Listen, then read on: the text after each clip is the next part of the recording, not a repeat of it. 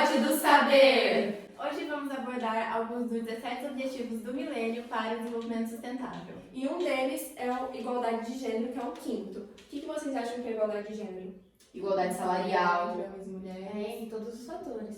Igualdade na sociedade. Isso. Então, desde cedo, a gente foi ensinado que meninos brincam de carrinho e meninas brincam de boneco. O famoso Rosa azul. E nisso, a gente foi ensinado que homens têm que fazer certas coisas e mulheres têm que fazer outras, sendo que mulheres podem fazer o que homens fazem e homens podem fazer o que mulheres fazem. Mas a discrepância maior é de acordo com a taxa de desempregados e empregados entre homens e mulheres. 51% da população do Brasil é mulheres, e 42% estão empregadas e 65% dos homens estão empregados. E isso não é só na taxa de empregados, é também no ganho salarial. O que o homem trabalha, as mulheres ganham muito menos trabalhando a mesma quantidade de horas por dia. Eu vou falar da violência. 1h e 30 minutos, uma mulher é morta, 54% são jovens e 61% são negras. E eu vou falar um pouco do patriarcado. Por que do patriarcado? Porque o homem é a autoridade máxima e isso afeta muito na igualdade de gênero, porque não tem igualdade de gênero nenhuma, sendo que o homem está num pedestal. E algumas frases machistas eu vou falar pra vocês e vocês concordam aí pra ver se já ouviram isso, tá? Você cozinha muito bem, então já pode casar. Sempre. Dá bom. Sim, Dá bom. tá bom. Ou lá em casa. Andando no rodeio. Qualquer lugar, né? É de Tá na boa. rua. Sempre. Você é muito bonita pra ser inteligente. Que não tem nada a ver. Não tem nada a ver. Nada a ver. Homem não gosta de mulher assim. E daí? Pra manipular, mais uma frase pra manipular. Pra manipular. E o que vocês acham que como isso pode ser amenizado na sociedade para ela ficar mais igualitária? Que eu tinha comentado com as meninas era até sobre criar um projeto nas escolas para ensinar tanto homens quanto mulheres que eles são iguais, independente de gênero e tudo mais, para crescer já com esse pensamento, entendeu? Que a mulher pode estar em altos cargos, receber o mesmo valor que o homem, independente de ser mulher ou homem.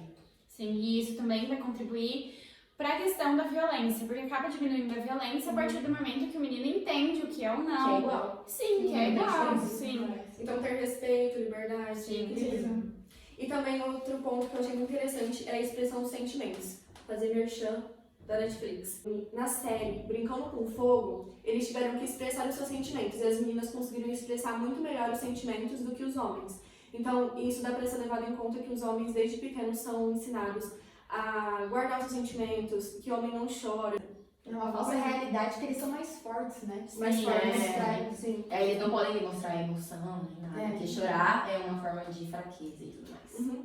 E Laís, o que você acha que pode ajudar mais no desenvolvimento da sociedade? Bom, mais uma forma de ajudar esse desenvolvimento social, e é um dos tópicos que os países estão tentando solucionar essa problemática, é trazer água para toda a população e também fornecer o saneamento básico, que é extremamente importante para não ter a disseminação de doenças e tudo mais. A erradicação da pobreza está muito ligada com a água, porque se países têm mais saneamento básico, a população ela tem mais acesso à água, consequentemente, a expectativa de vida desse país ela vai ser maior, as pessoas vão ter uma vida mais digna, coisa simples que a gente faz, tomar água, ligar a torneira, tomar um banho, isso em países são assim, uma coisa que não acontece todos os dias, é difícil de acontecer, pessoas não têm acesso à água tratada, então ingere água contaminada, isso gera inúmeras doenças que podem ser solucionadas, então por isso que esses países estão dando tanto foco a isso. É uma balança. Se eu invisto em saneamento básico, as doenças relacionadas a saneamento básico são sanadas e não precisa investir tanto nessa área de doenças, eu falo. Tipo lombriga, verminose, essas coisas, porque vai diminuir, porque basicamente essas doenças são provenientes da falta de saneamento básico. Você tira a causa, né? Isso, tira a causa. Cerca de 2,5 bilhões de pessoas não têm acesso a serviços de saneamento básico. Então, serviço simples e tem uma vida desumana, na maioria das vezes. Então, esse projeto, até 2030, ele tem o objetivo de trazer um acesso universal à água potável a toda a população e alcançar o acesso ao saneamento básico e higiene adequados para toda a população e também melhorar a qualidade de água, porque como eu já falei, muitas pessoas ingerem água totalmente contaminada, e vai lá, pega num rio totalmente poluído e ferve a água para tirar um pouco da bactéria. Tira um pouco da bactéria, mas assim, a maior parte fica lá. Mas a gente entende também que aquela população não tem o que fazer, não tem opção, não tem escolha, a não ser aquilo lá. Cerca de 2,2 bilhões de pessoas não têm acesso à água potável, que é isso que a gente estava falando, água não tratada e tudo mais. 1 a cada 10 pessoas não dispõe de serviços básicos. E isso é um número exorbitante, assim, principalmente na sociedade atual, que tem tecnologia voltada para isso, tem conhecimento voltado para isso. Então, por que não investir? Por que ainda tem tantas pessoas assim que não têm acesso a essas coisas tão simples atualmente? Tem muitas doenças também decorrentes da falta de saneamento básico. Uma delas é a diarreia, que a diarreia aumenta a mortalidade infantil em muitos países mais pobres, enfim. 297 mil crianças menores de 5 anos morrem anualmente por conta da diarreia.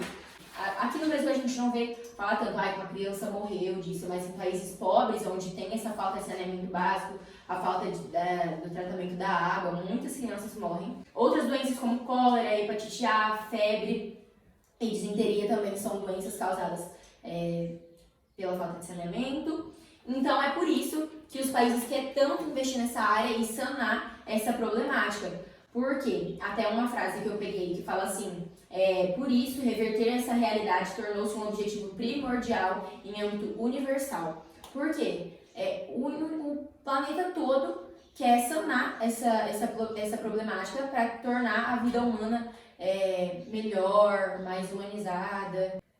E eles colocam uma estimativa de até 2030, né? E aí nós temos outro fator muito importante para o desenvolvimento social, que é a acessibilidade à energia. E aí esse é o ponto 7 da ODS, né, da ONU. Ele quer assegurar o acesso confiável, sustentável, moderno e também trazer um preço acessível para toda a população. E aí eles tentam, né, a ONU, ela se baseia para tentar fazer uma transição entre os recursos não renováveis e os recursos renováveis, para também trazer, né, um impacto menor, porque a gente convive com a energia desde a primeira revolução, mas do mesmo jeito tem um impacto muito grande na nossa sociedade e também no meio ambiente. O Brasil ele tem uma dependência muito forte das fontes hidrelétricas. 60% da energia do Brasil é vinda das hidrelétricas. E aí a gente não tem outra alternativa para isso. Então, com o desmatamento muito grande da Amazônia, e aí não tem uma evapotranspiração, e aí não forma as nuvens, e tem os rios voadores, né, vem distribuída para todo o Brasil, com o desmatamento isso não acontece. Então tem uma diminuição muito grande do nível de chuva. E também, esse ano e ano passado, teve o evento do Laninha, que é, tipo assim, deixa o país mais seco, né, e diminui também para a diminuição dos níveis dos reservatórios. E também nós temos um estabelecimento na taxa das bandeiras tarifárias. Então teve um ajuste, só que foi um ajuste muito grande. Então a gente está no patamar 2 da bandeira vermelha. Então o que era R$6 antes por 1 kW, agora está sendo 9. Então acrescenta muito o valor no final, né, do consumidor. Essa conscientização é necessária até para a população, não só financeiramente falando, mas até pelas gerações futuras, porque a sociedade ela é muito marcada assim. Agora tá com falta de água, então daqui a um tempo provavelmente eu não vou ter água. Então agora eu vou pegar e vou parar de gastar todo esse tanto de água. Agora, por um tempo. Então assim, as pessoas focam muito na hora do problema, né? Sanou o problema, sim, volta de novo a gastar como se tivesse antes. Sim. E aí tem que ter um equilíbrio, né? Entre saber gastar, entre saber economizar, e o governo tem que promover campanhas de conscientização, o que muitas vezes não acontece. Para não acontecer de todo mundo se encontrar de novo nessa crise e sofrer muito. Igual ano passado, né, teve um apagão no Amapá e foram 22 dias de apagão. Então, dependendo, quando, né, fica uma noite aqui, tipo, em Colorado, sem luz, a gente já fica doido, né? Imagina 22 dias. Sim, sem ter, tipo, um banho quente, sem ter uma... Tomara para carregar o celular. Tomara, sem internet, meu Deus. E aí, algumas alternativas para o governo, né, mundial, para todos os governos, é a alternativa à geração hídrica.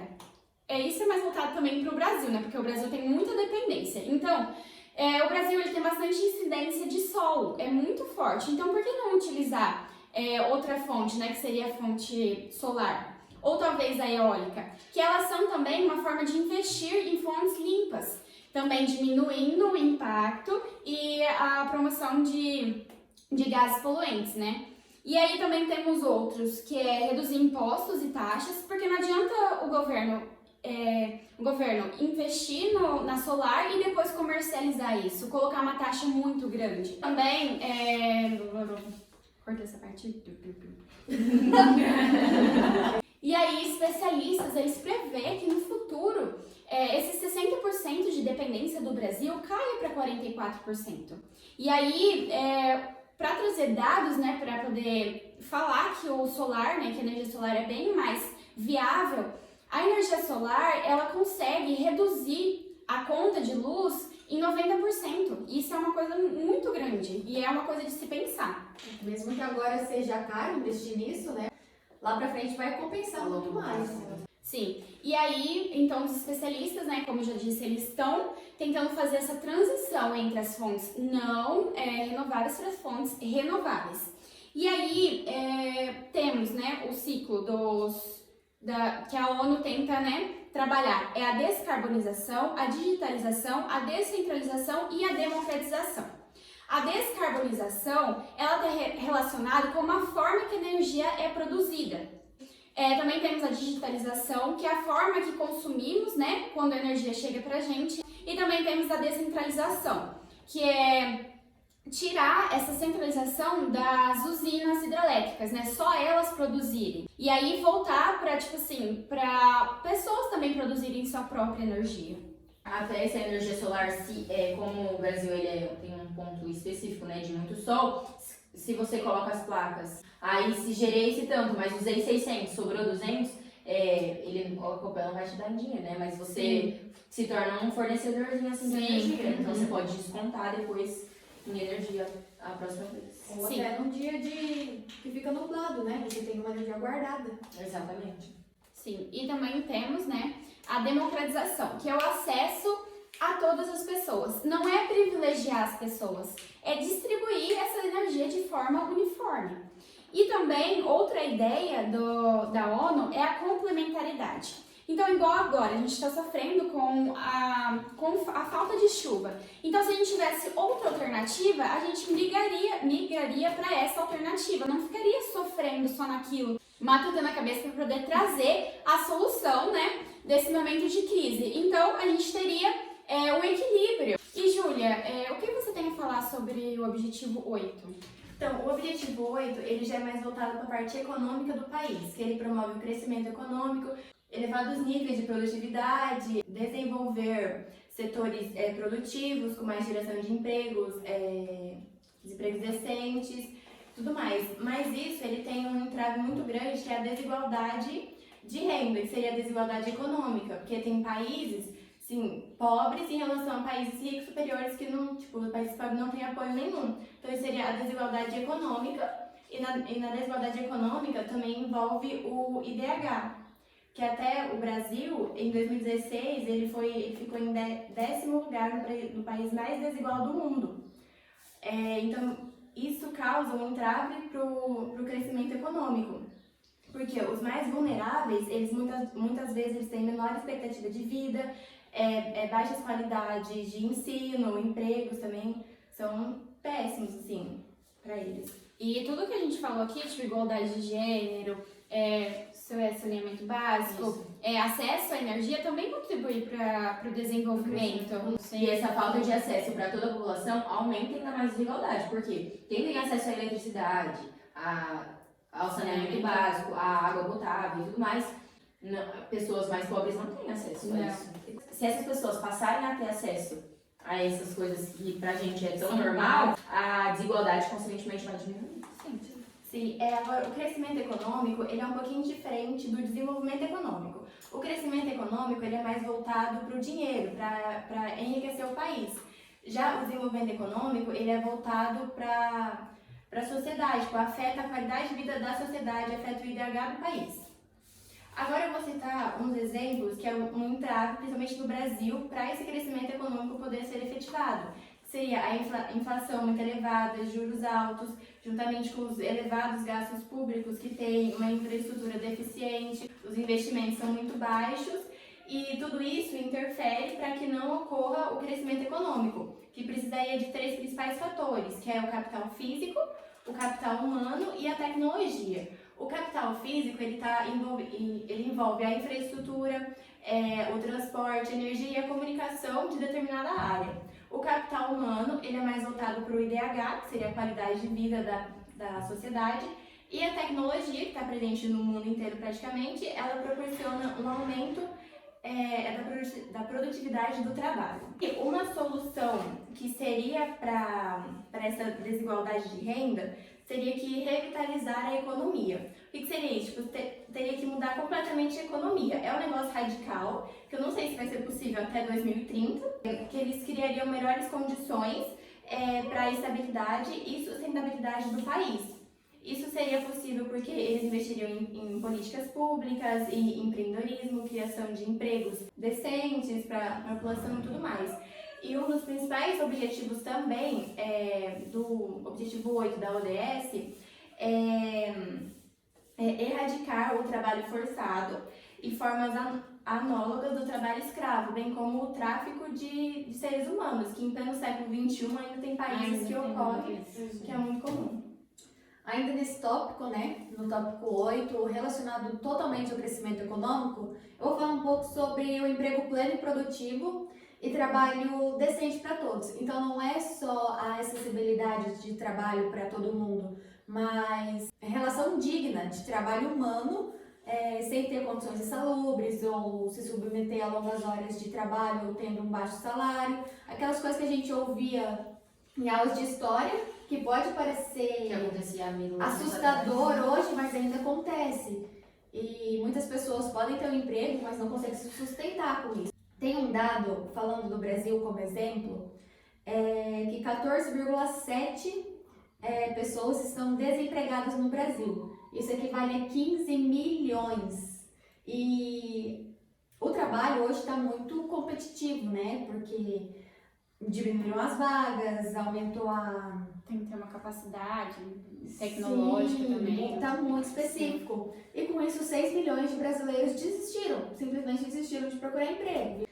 E essa taxa de 15 milhões de brasileiros foi a maior desde 2012. Vamos analisar as 5 causas principais desse desemprego tão grande no Brasil, pelo menos, que eu acho que se estende por todo o mundo. Primeiramente, a crise econômica, principalmente nos últimos 2 anos, por causa da pandemia. O país, o mundo inteiro enfrentou uma crise econômica muito grande, uma crise política, que está totalmente interligado, tendo uma crise política, consequentemente vai afetar a economia, a exigência de profissionais cada vez mais qualificados, ou seja, as pessoas estão optando, por exemplo, a Larsa faz um trabalho muito bem, que ela conseguiria fazer sem a Pri ajudando, então eu vou despedir a Pri e... Vou contratar só E eu vou contratar só ela. Isso já liga com outro tópico, que é a redução de custos, porque já liga lá com a crise econômica, as pessoas que empregam estão tentando cada vez gastar menos, ou seja, procurando menos pessoas, mas com maior qualidade. E até o home office, né? Tipo, hoje em dia que está muito presente. Você diminui os seus gastos em uma empresa física para trabalhar na sua casa e ter menos gasto. Sozinho. Sim. Também é um dos problemas, né, que você não tem uma renda fixa, então depende muito do seu desempenho, depende muito da época também. E o último tópico é a substituição da mão de obra, que depois de todas as revoluções industriais, as pessoas estão cada vez mais sendo substituídas por máquinas. E isso é bom para o desenvolvimento tecnológico, com certeza, para produzir mais coisas em menos tempo, mas isso acaba afetando muito a taxa de desempregados porque as pessoas são substituídas por máquinas. E teve esse ano, inclusive começou no passado, uma medida provisória, foi publicada no Diário Oficial. É um pacote de medidas que teve validade de 4 meses, que é flexibilizar as regras trabalhistas. Ou seja, ao invés de você despedir uma pessoa, você pode reduzir o salário, reduzir a jornada de trabalho para evitar que demita ela. Então, ela teria um trabalho, um emprego, não seria demitida, mas mesmo assim ela não teria tantas condições boas. Isso já entra no tópico do objetivo, que é o trabalho decente para todos. Isso já não ocorreria, ao mesmo tempo um trabalho não seria decente. Além de que o Covid-19, nesses últimos 2 anos, elevou mais de 11 milhões de desempregados. É muita gente, principalmente agora que a gente está precisando cada vez mais de coisas, a gente não está conseguindo alcançar por conta que não tem dinheiro e afeta a crise econômica, afeta tudo ao redor. Além do trabalho por conta própria que a Bia citou, que as pessoas não têm sua renda fixa, acabam buscando talvez outros meios que podem ser até ilegais e acaba tendo uma desordem total por todo mundo. E o dado mais alarmante que eu achei, porque esses objetivos são para ser cumpridos até 2030, né? Só que a realidade é totalmente diferente. Tem um dado que mostra que a estimativa até 2022 no mundo é que tenha mais 200 milhões de desempregados, de acordo com a Organização Internacional do Trabalho.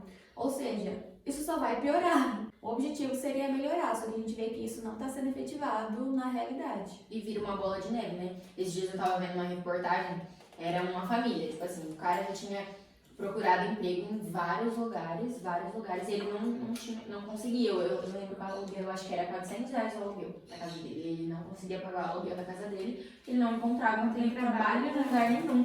E ele tinha um filho pequeno, a mulher dele estava grávida, e ele não tinha pra onde ir, foi morar na rua.